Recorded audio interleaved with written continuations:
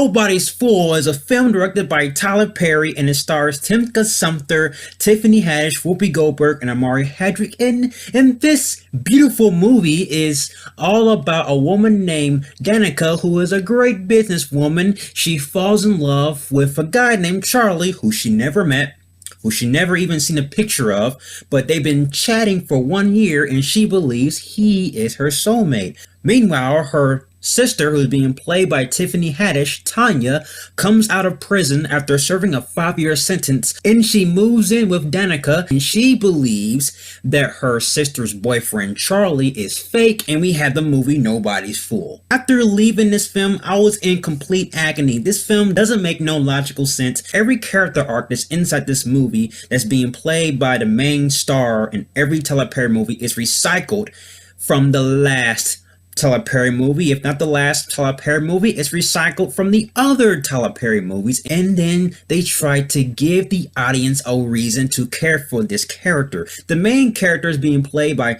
Danica Sumpter, I believe. If I got her name wrong, I don't care. She's a naive, indecisive, doesn't know what she wants type of character, but yet she creates a list, and the list that consists of things that a man has to meet in order for him to go out with her.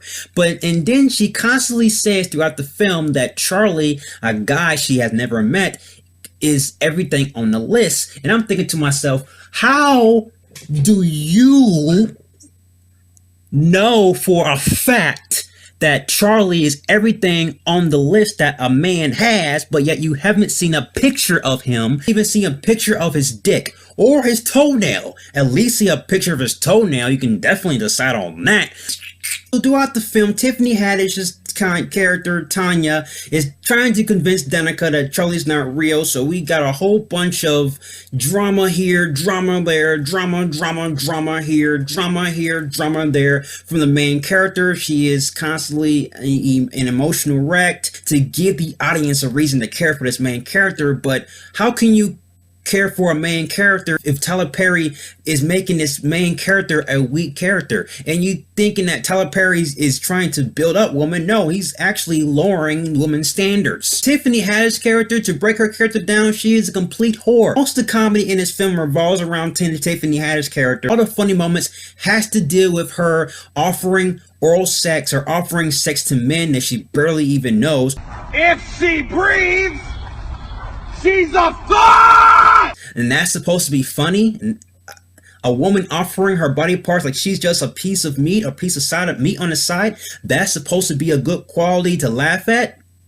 Great, Tyler Perry. All the things that's in this movie you have already seen before. This film had so many cliche moments that I knew what was going to happen. I knew each character's motive. I even knew each character's story, including this character was being played by the guy who's in Power, Amari Hadrick. He plays a guy named Frank, and I automatically know what kind of person he played. He plays a convict who's trying to change his life around. How many times have we seen that in a Tyler Perry movie? I was literally watching this movie for 1 hour. In about 1 hour and 30 minutes, we got the same old plot. The main story of this plot is Tiffany Haddish teams up with Danica to get revenge on Charlie, who catfished her, but we didn't really get that plot until like 1 hour and 30 minutes into the film. And I thought that the movie was going to end around that time, but no, the director, Tyler Perry, decided to add an extra 20 minutes of screen time. She basically found out that Charlie was fake, and then around the 1 hour and 30 minute mark, she goes out with Frank.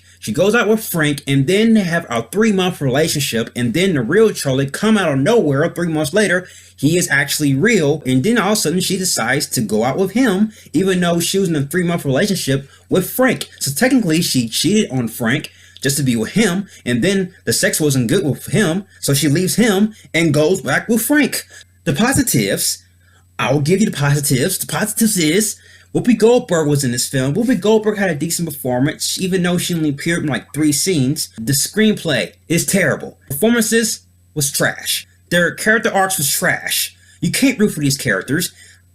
You can't root for a character who cheats on another man just to go out with another man. You can't root for a character who's emotionally weak. Really, this movie explodes. This movie definitely gets a George Clooney bat ass. Nobody's Fool. I'm the big fool from watching this movie. That's why I have made a decision. I'm clearly putting Tyler Perry in my axis of evil. I'm not watching no more Tyler Perry movies whatsoever. I don't even care if Tyler Perry gets hired on to direct the next Batman film. I'm not gonna watch it. I'm not gonna watch it. Anything associated with Tyler Perry, I don't even care if Tyler Perry had a thought to make a movie. I ain't gonna watch it. If he write the movie, I ain't gonna watch it. If he produced it, I ain't gonna watch it. Even if his studio is associated with a movie, I ain't gonna watch it. Tyler Perry is in my axis of evil. He's evil.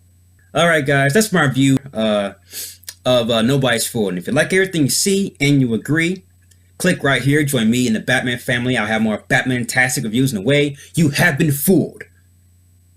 Yeah, till then, ciao.